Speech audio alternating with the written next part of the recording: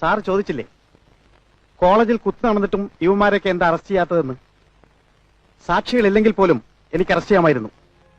പക്ഷേ ഈ നാട്ടിലെ നിയമങ്ങളുണ്ടല്ലോ, അത് വെറും ഓട്ടക്കലമാണ്.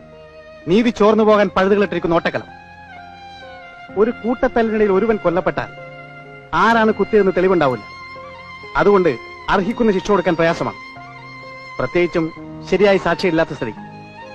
പ്ലാൻഡ് മർഡറിന് ശിക്ഷ എന്താണെന്നറിയാമോ? തൂക്കിക്കൊല്ലുക. ഈ നാട്ടിലെ 90% കൂട്ടത്തല്ലുകളും കൊലകളും പ്ലാൻഡാണ്.